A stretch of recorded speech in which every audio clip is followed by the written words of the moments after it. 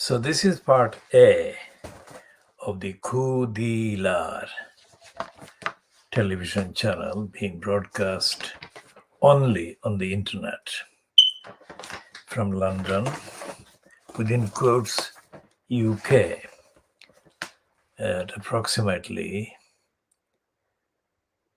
15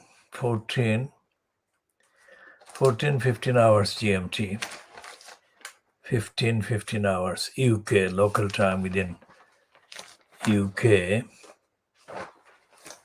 spelled with a U, within quotes, UK. Now here is the people, the special people, the entitled people. They're the holiday fars, and apparently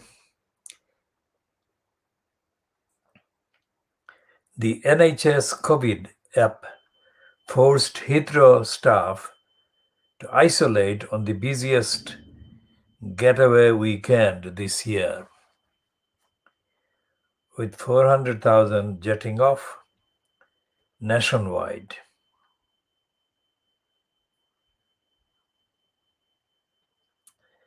And they say Fiona Brett, who queued for 2 hours to check in, said it was total chaos. Now remember, this is the period, the week, the fortnight, the month, during which the Fleet Street papers have been running scare stories based on the racist, illegal, criminal lie cooked up by the UK Interior Ministry, fronted by the confusingly, contradictorily named Priti Patel, who are so desperate to spread scare and rumor and hateful stories against the asylum seekers. The asylum seekers are not 400,000. They are not even 40,000. Asylum seekers desperately trying to cross the channel between France and England on dodgy dinghies and unsafe craft are not enjoying their plight, whatever point of the journey, nightmare journey they may be captured at.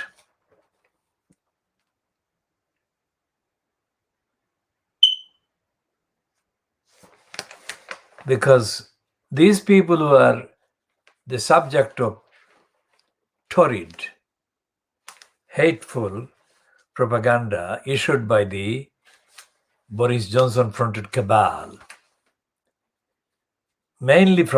these people are mainly originating from countries in Africa and Asia. And most of them are escaping or trying to escape insecurity, violence, danger, genocide, murder, hunger, famine in those countries.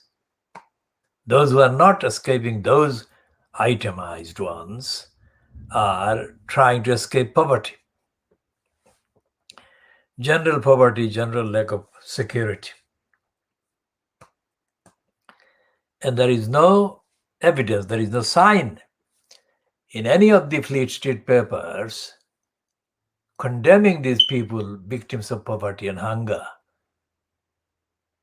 that these Fleet Street papers, so-called, recognize international law or international legal obligations owed by signatory countries like the UK to those who are fleeing poverty and hunger, insecurity, devastation, violence in the countries of the origin.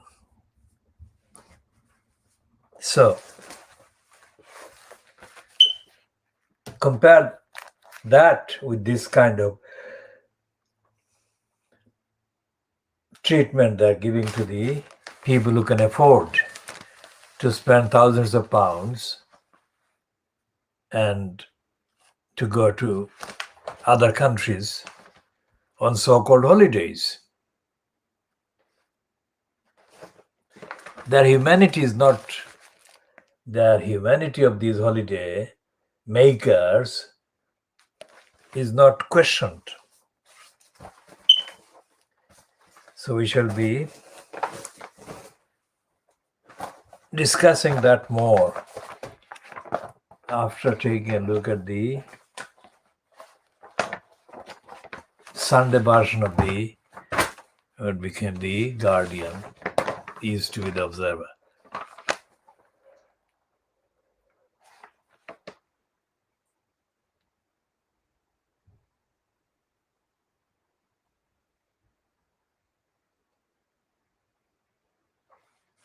Now this article in the Observer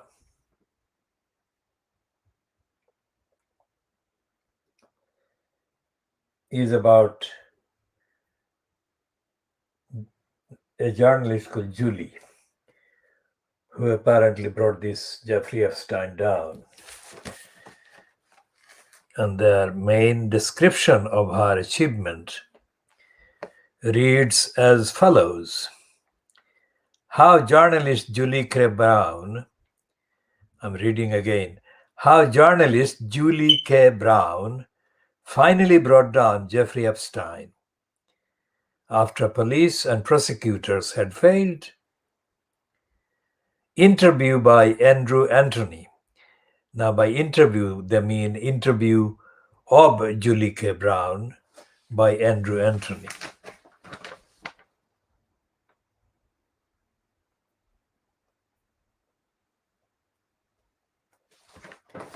Okay, so we look at this one, which is on Wednesday of the week before last, I filed one of my supposedly funny columns for last on Sunday's Observer.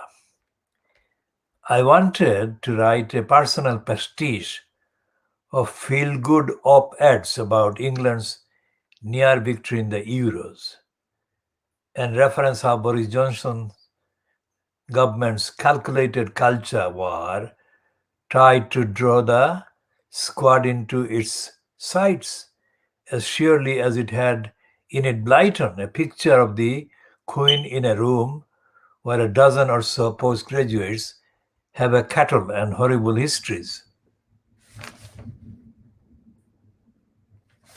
Oh, that shit. I mean, this is sheer idiocy, indulgence, and the narcissism of this idiot. So we are going to pass that one. And the idea of Marcus Rashford being the answer to the prayers of all races who want to be posing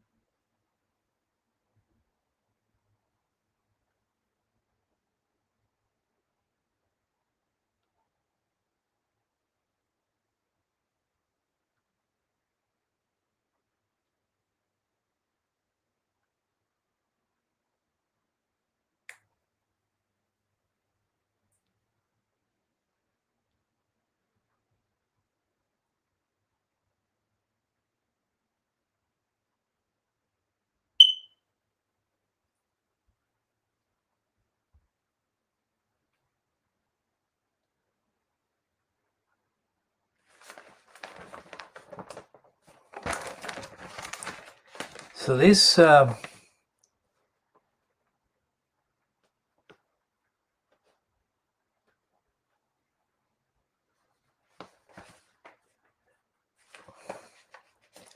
This piece in kind of glorified recognition of the woman who brought down Jeffrey Epstein is not truthful.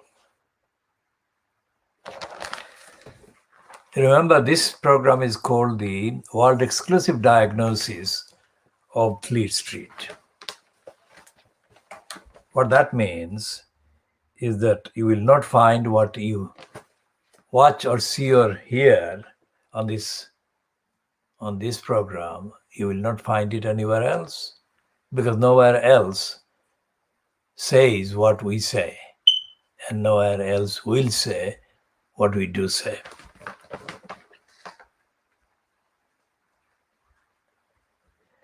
So let's read more of her propaganda.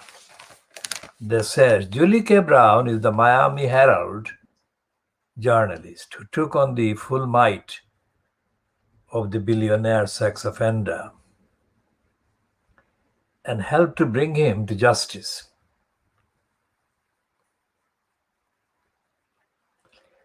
And she did it by doggedly tracking down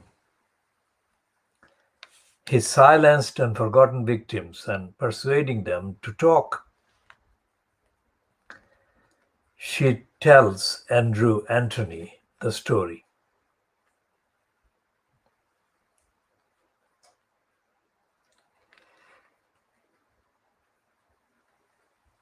And it's the town of Palm Beach where it starts. The town of Palm Beach in Florida, the crime writer Carl Hiaasen has observed, is one of the few places left in America where you can still drive around in a Rolls-Royce convertible and not get laughed at.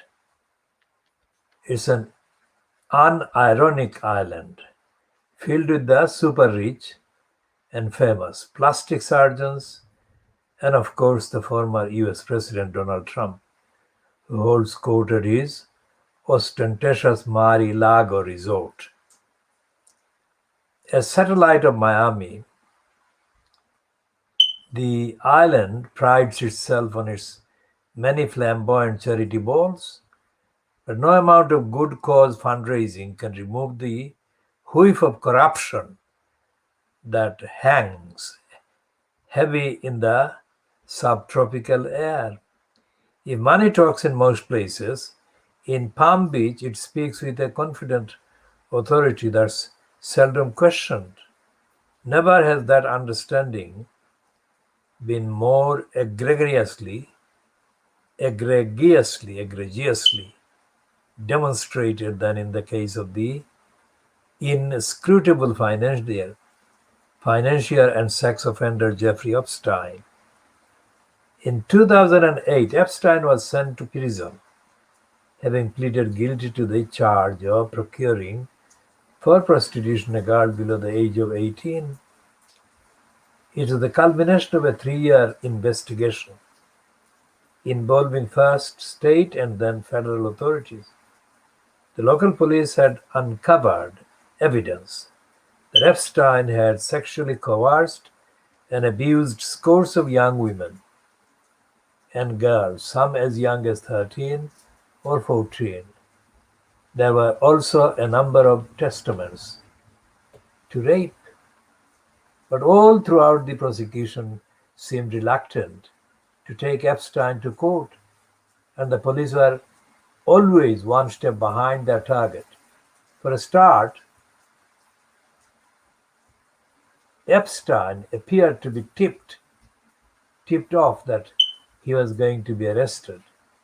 When the police arrived at his Palm Beach mansion, 6 computer hard drives had been removed, along with video recordings from his internal closed-circuit system. The police were never able to gain access to this potential evidence.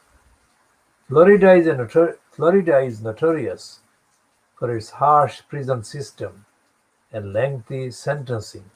Someone accused of Epstein's alleged crimes might have been looking at 20 years in a gang-dominated penitentiary. Instead, he received an 18-month sentence, of which he served less than 13 months in a private wing of the country jail. He was granted immunity for himself and for assistance for any related charges, was awarded a daily work release in which he was driven to his office by his own driver, and at night he was allowed to sleep with his jail door open. He also had access to another room where a television had been installed for him. How did he get off so lightly? And how was he able to return to his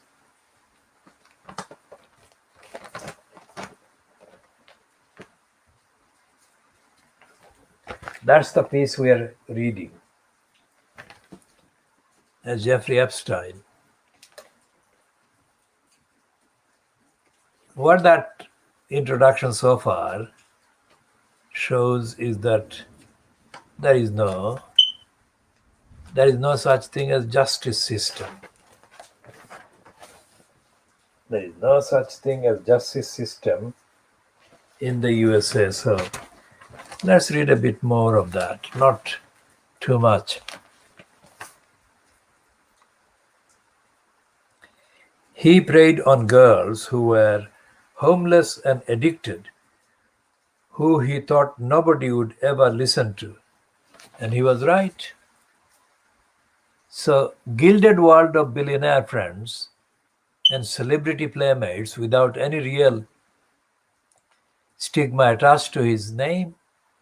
These were the questions that Julie Brown, an overworked and underpaid investigative journalist at the Miami Herald, kept asking herself towards the end of 2016. I wanted to do a story on sex trafficking, she recalls on a Zoom call from New York.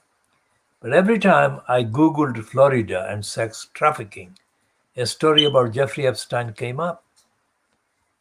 As she delved deeper, she realized just how far the authorities had bent over backwards to accommodate Epstein and his battery of well-paid lawyers. Now we shall stop there. This program has devised many words and phrases. And this program, this campaign, that is me. The one phrase that I have devised, mainly based on the evidence of the corrupt legal bureaucracy in Britain, is licensed law trader. Because saying the word lawyer may suggest that these people who are called lawyers are in business or exist to uphold the law. That is not the case. And that is not the case, but it isn't communicated by saying lawyer.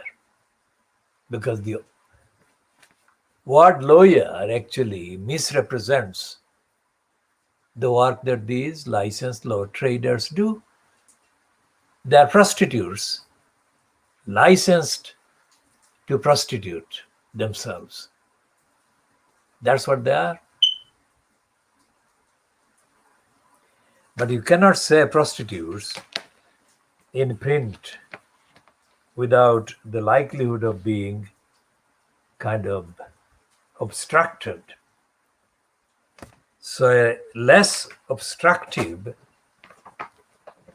use would be to say licensed law traders. It doesn't automatically invoke the same kind of response that the word prostitute does invoke and may invoke.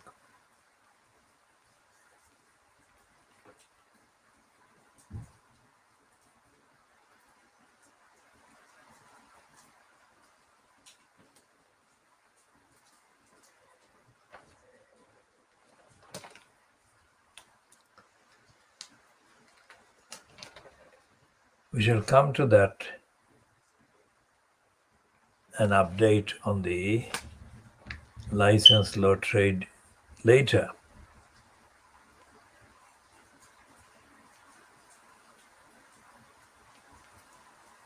Now in London, parts of London, it has just started raining. I mean, it was preparing to rain, but the sky was just about black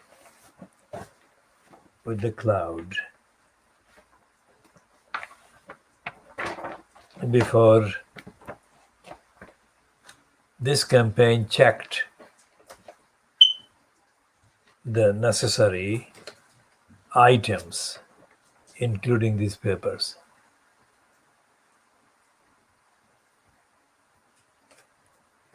And this item by Iba Wiseman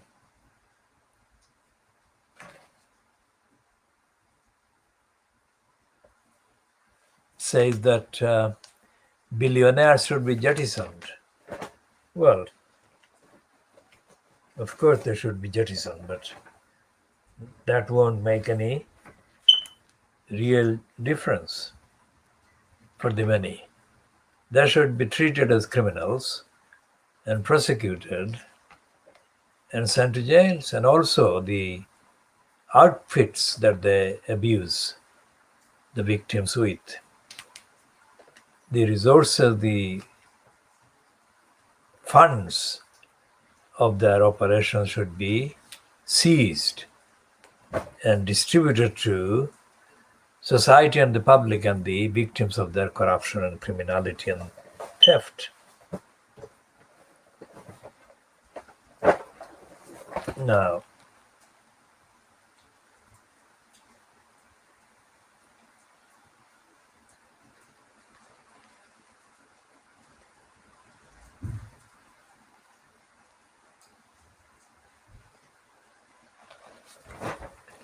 they've got a piece in the Mail on Sunday magazine on the cover. The cover story is in praise of Victoria Derbyshire, who is being celebrated, promoted as a survivor of breast cancer, a survivor of violent childhood, and a survivor of getting sacked.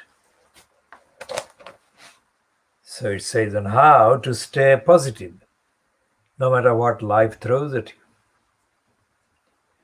Well, we shall be using that as a contextual kind of reference point in updating on the criminals' attacks, highlighted by the attacks on the Kitten's house in Brick Lane in July and August 2012.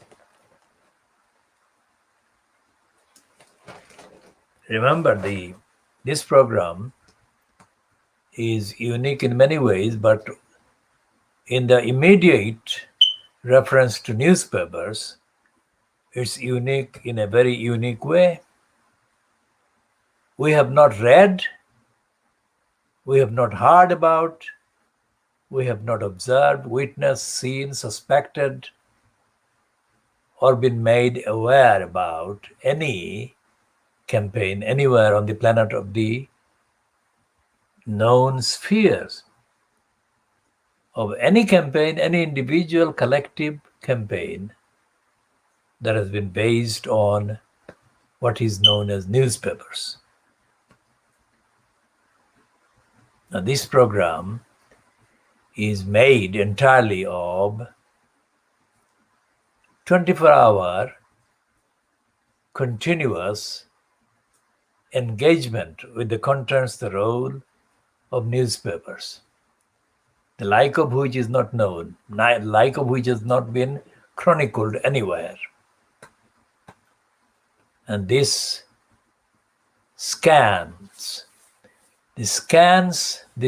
covers several decades of engagement with newspapers. No matter what regime, what nationality, what language, what territory, what culture, what gender, the people involved in the production and dissemination of newspapers, we have got it. And it hasn't come as a magic. It has come as direct result of, not as a, but as direct result or results of decades of continuous engagement to find what is there and what is not there. Why what is there, and why what is not there isn't there.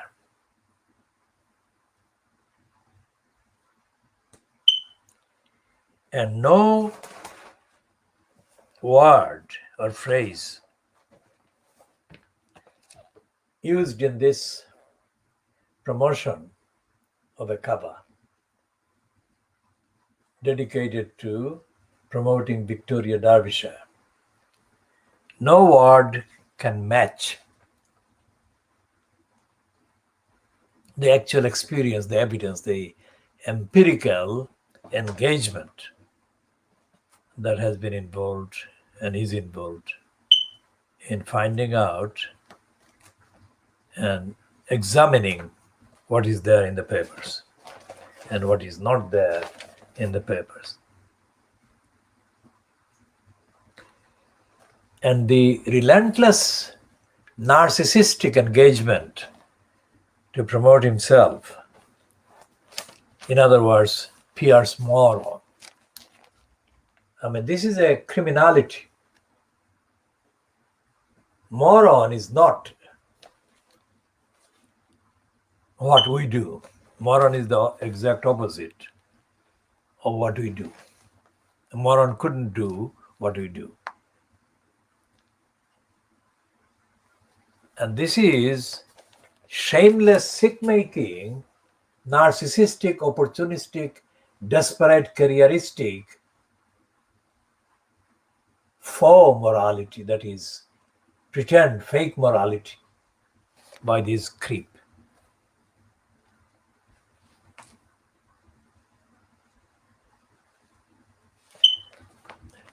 And look at this stupidity.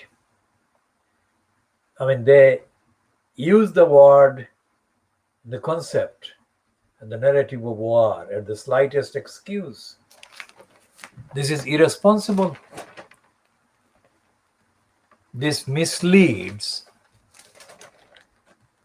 the gullibles.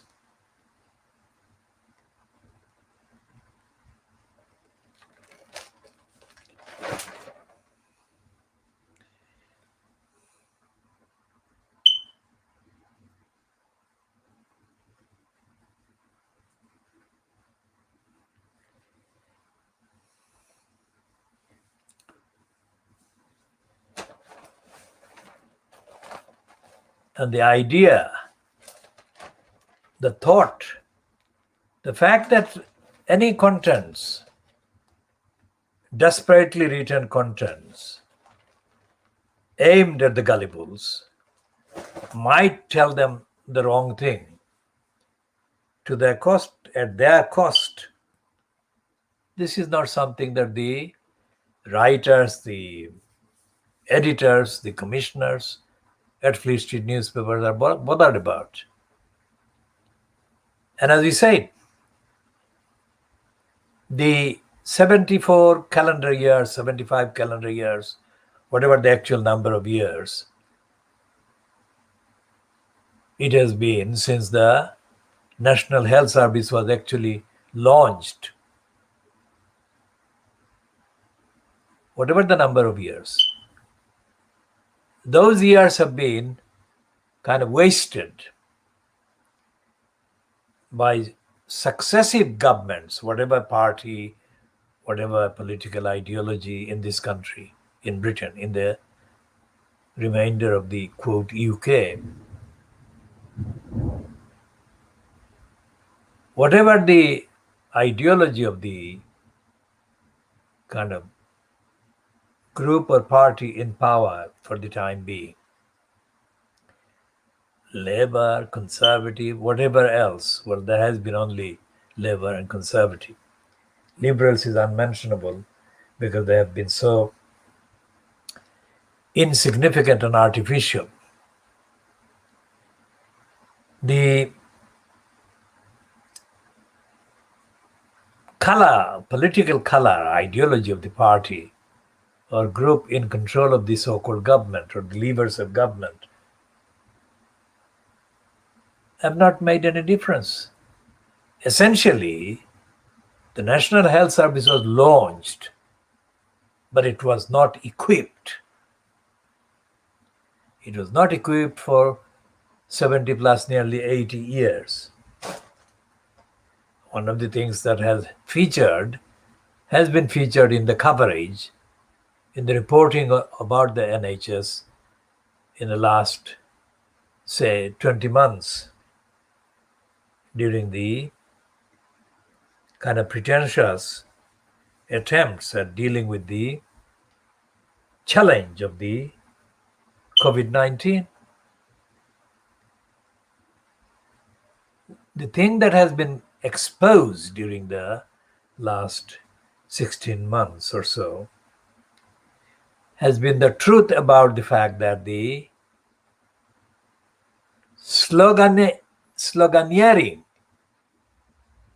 our NHS, almost exclusively appropriated by the Labour Party, has not been translated to actually the Labour Party government looking after the NHS in a different way and in a proper way, as distinguishable from the attacks on it that come from the Conservative government.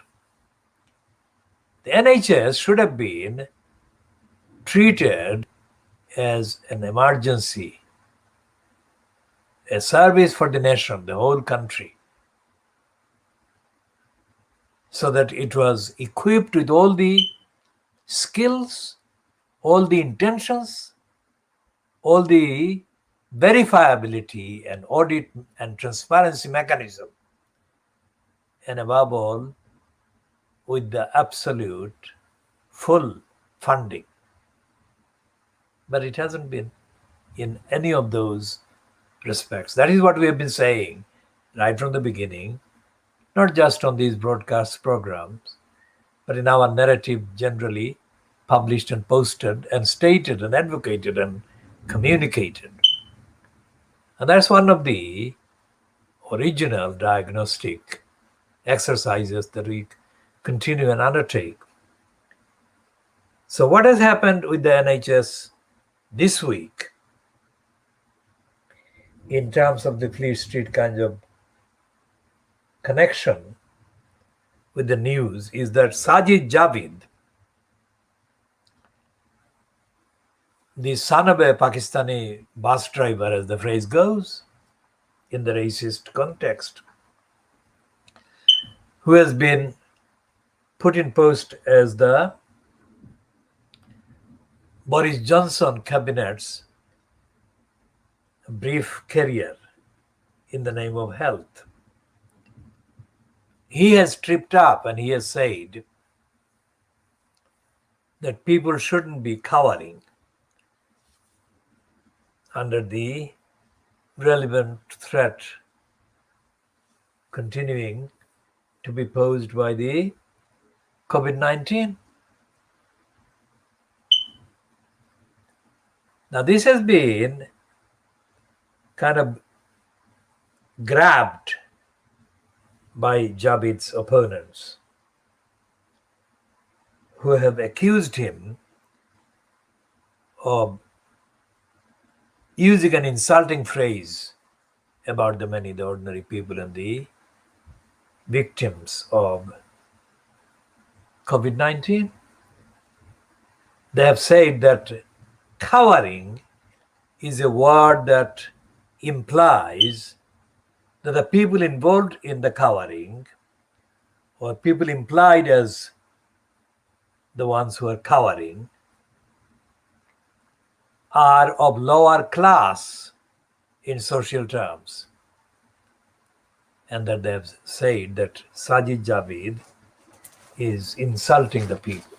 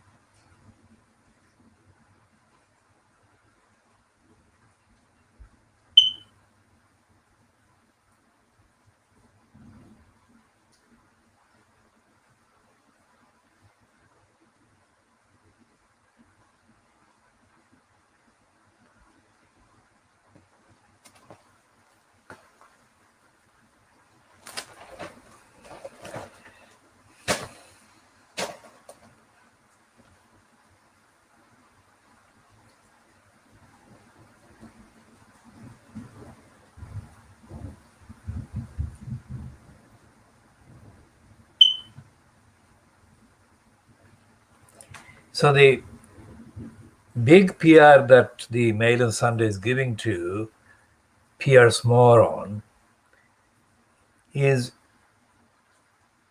self-peddling, self-promoting PR, without a shadow of a doubt.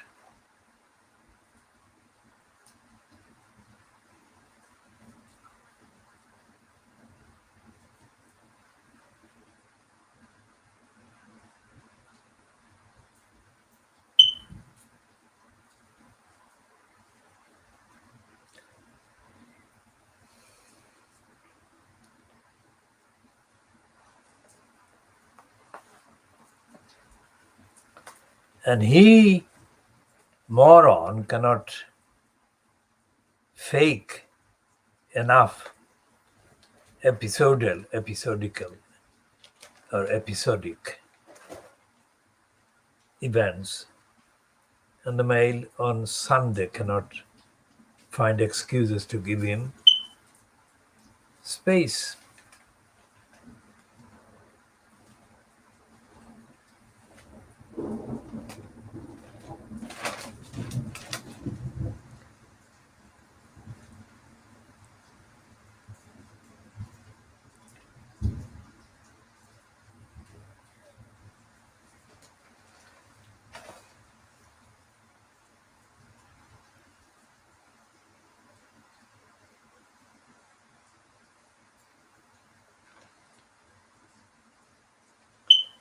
And they've got a near legitimate topic there, saying that the medical journal Lancet is accused of costing lives by sitting on study showing human transmission of COVID-19.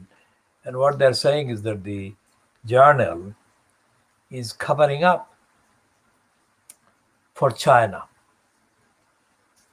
that the world's most famous medical journal is accused of doing China's dirty work by denouncing lab leak theory as just a conspiracy. Now that proves the point that all the coverage or cover-ups of the various failures about the NHS and the distractions from the real issues and the real truth about the reality of NHS and the reality of the pandemic and the reality of the failures in Britain by the British state, by society, to meet the needs of the people in need of help and support and medication and treatment.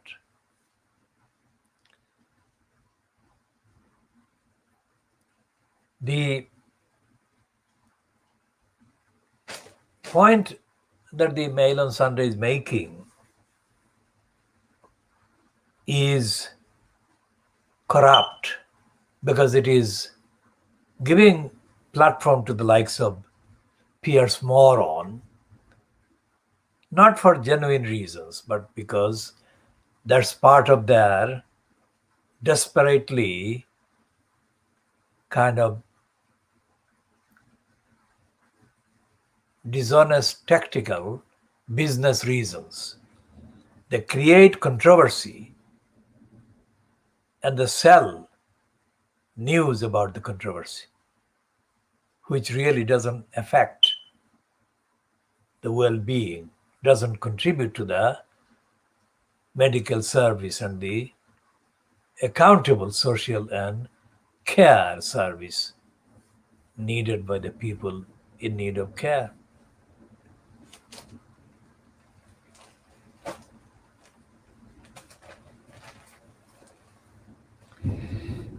Now, we have said before that this program by ITV, Love Island, we have said is a brothel.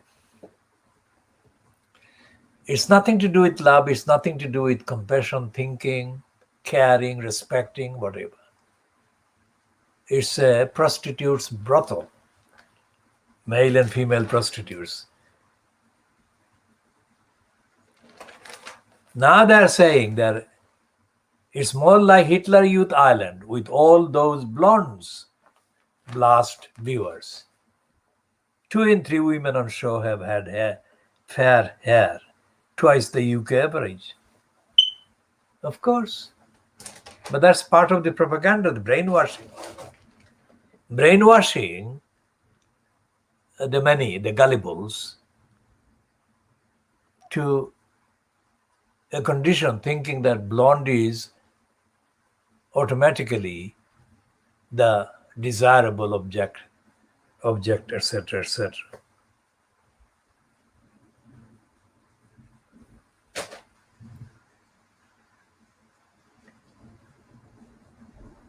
And they got a piece about the UK Interior Minister, Priti Patel, which reads as an introduction. Almost every week since being appointed Home Secretary exactly 2 years ago, Priti Patel has promised to stop illegal migrants coming over the channel. But this analysis shows she has simply become the Minister for Hot Air. That's not a compliment,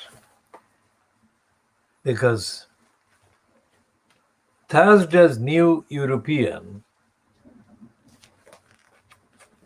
I think, had a cover story about her.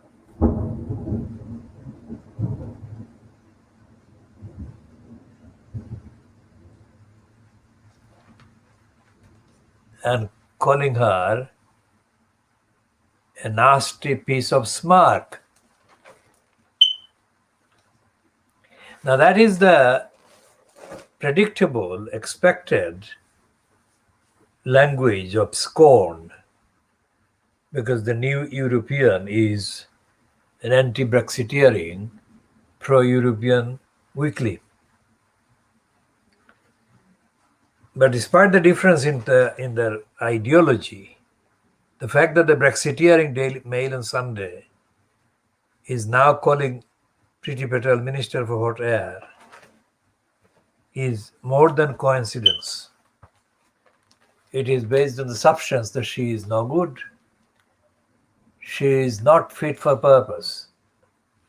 And so on. We shall go back to talking about unfitness for purpose. Now, here is the Mail on Sunday doing the same thing as the Observer is doing with Nick Cohen. Now, this one is byline to Alan Rabisha, who is being described as former editor of The Guardian.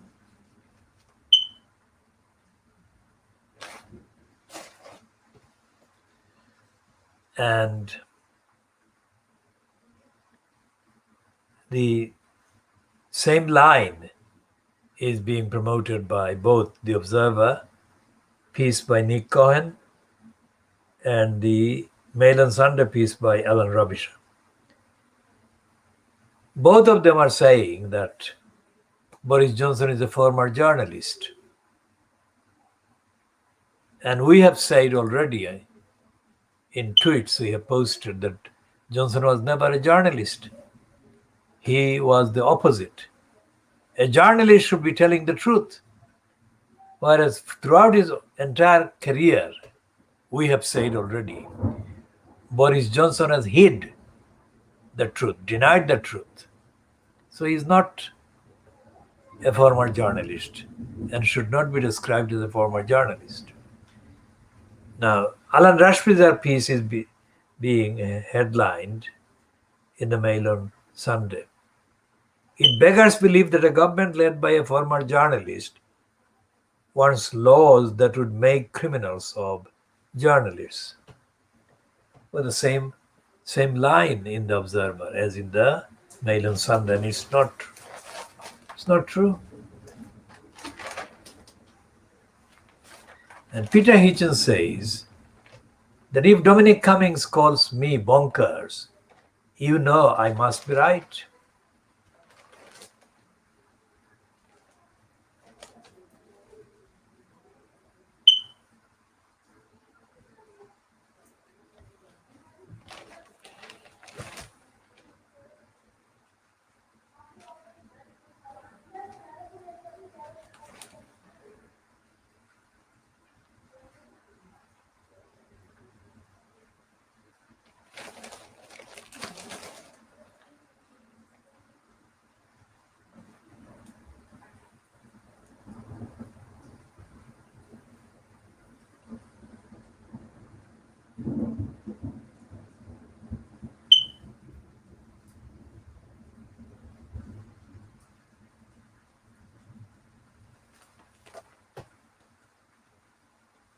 Well, there is a picture on page 41 of the Mail on Sunday with the headline or heading, Fandemonium.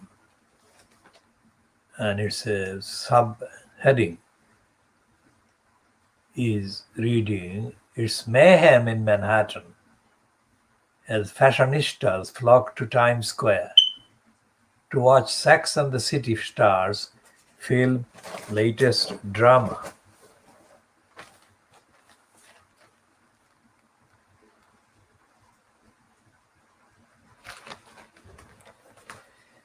These are all, I cannot see any other complexion, but it all looks like young white women.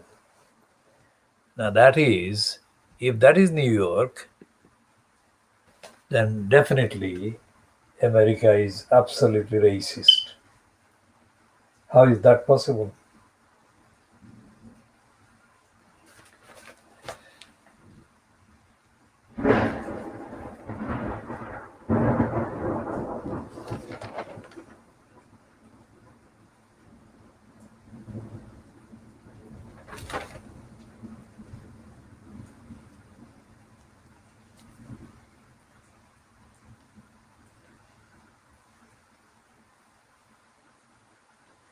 Now, Jeffrey Whitcroft,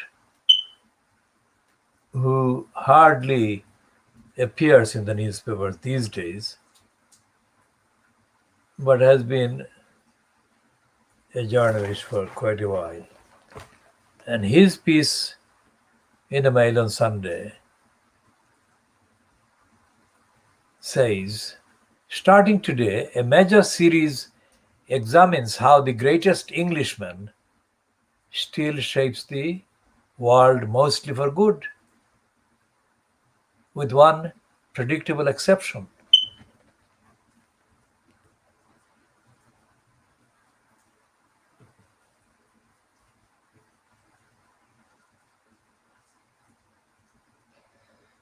And the greatest Englishman is, of course, described as Winston Churchill. And they're accusing Tony Blair of hijacking and twisting Churchill's legacy to launch a new age of war. Now, for a start, Churchill, in the context of this program and the objective evidential,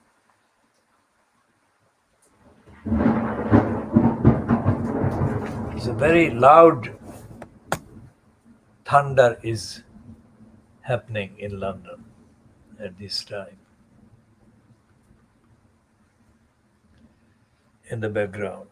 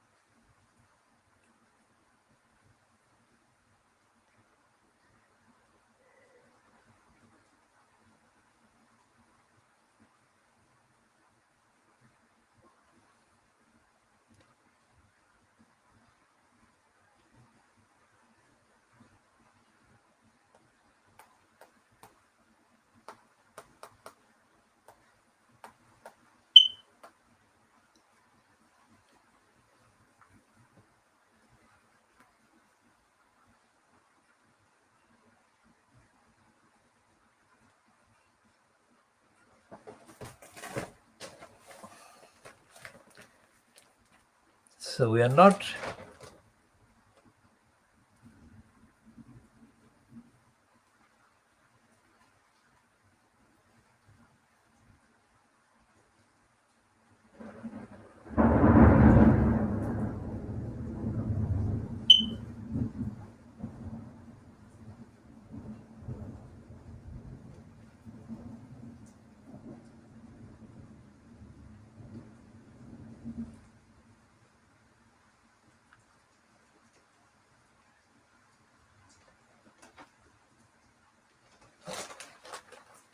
now this Caroline Graham in the Mail on Sunday sent me an email saying that she was not the Caroline who used to be on the staff of the Newham Recorder in 1989. Now, I find it very difficult to believe that she is saying she's not the same Caroline. I distinctly remember her face, and it very clearly looks like the face that appears with her pieces in the Mail on Sunday. Now, that is a just contextual point of reference. Now, she has written today a 2-page spread about about her Britney Spears's childhood sweetheart, whom she married and from whom she was separated just after 55 hours in a marriage that took place in 2004. We shall go back to that later.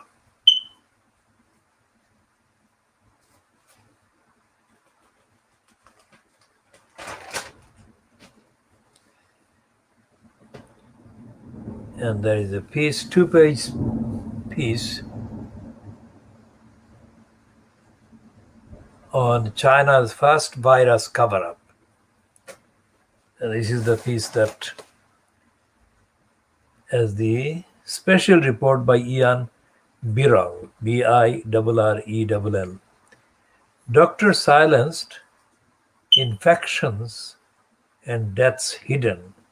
The whole world lied to for months. Damning new research reveals how Peking's response to SARS 2 decades ago created the template for its outrageous deception about COVID. And chillingly, the disease flared up again a year later after leaks from a state-run laboratory. So they're talking about another one, not just this one. And they've got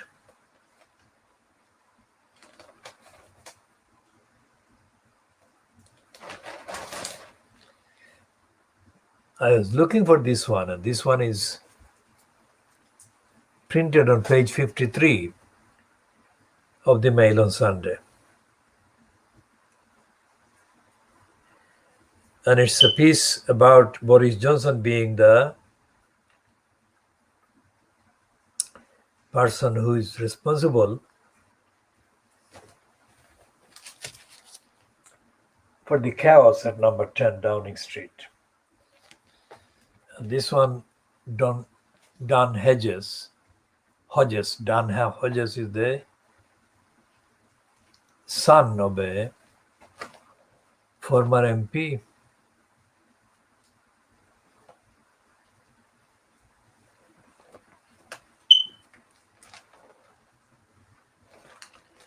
And he's saying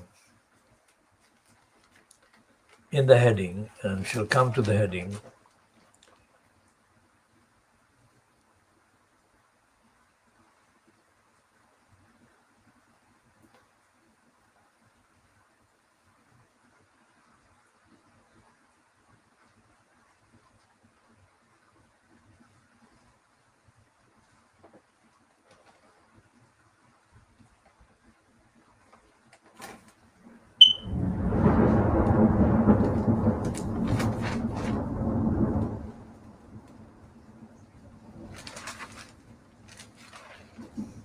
and they've got a 2-page piece about the murderer who murdered his own family by poison.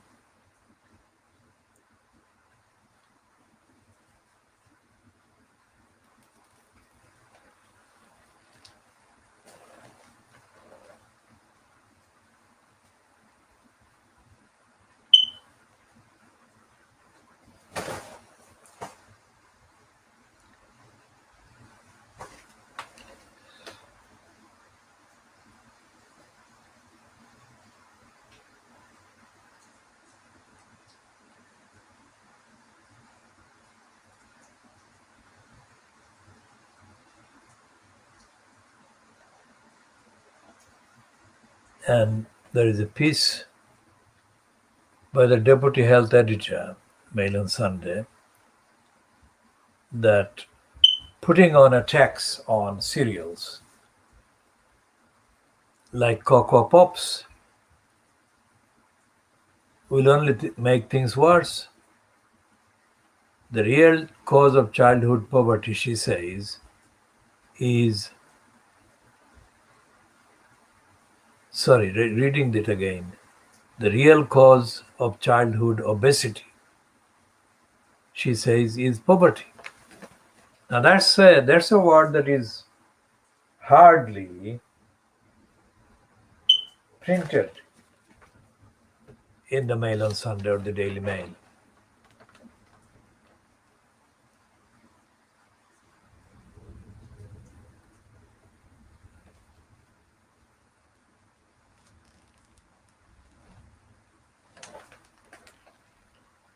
So there is a lot of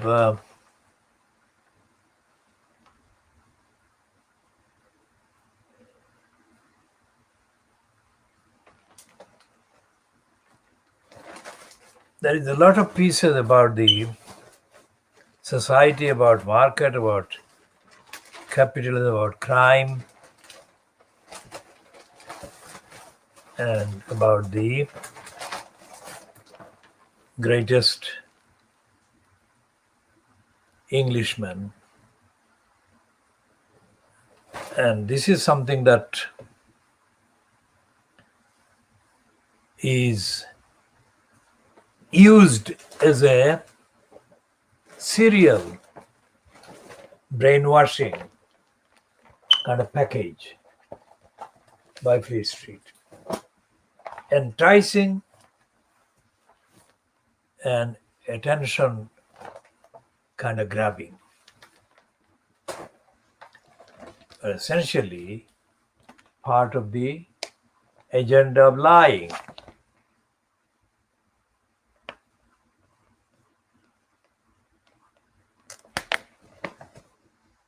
Now, here is the Sunday Times, whose main piece is about schools lobbying Oxford and Cambridge.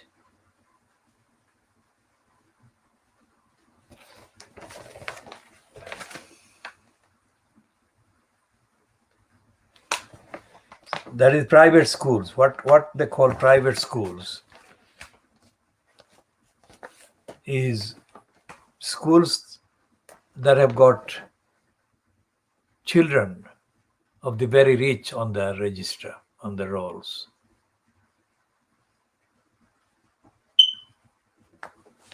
So we shall look at that later.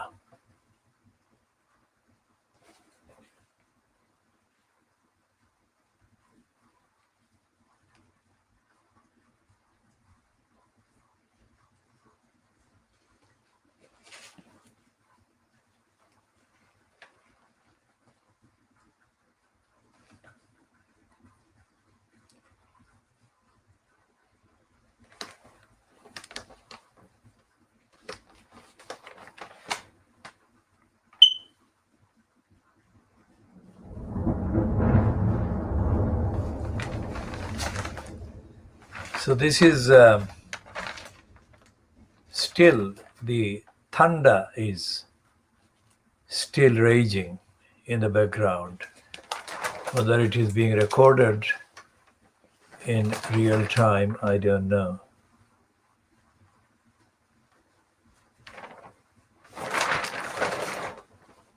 And there is a story about tragic child. It reads, hours before she was jailed, she poured petrol on herself. Now this is a tragic tale because the child, and they said the tragic death of Annalise Sanderson raises troubling questions about whether a teenage girl should be sent to prison. Now, there is no indication yet as to the extent of her anxiety and real desperation and fear that drove her to do that, put petrol on herself, whether she was scared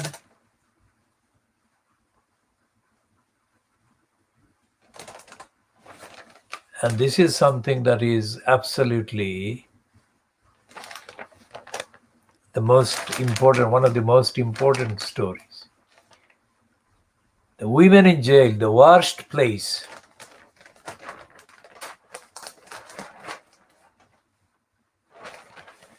We shall be looking at these and other issues and the role of police street in lying, covering up, and reluctantly admitting the truth in the next parts.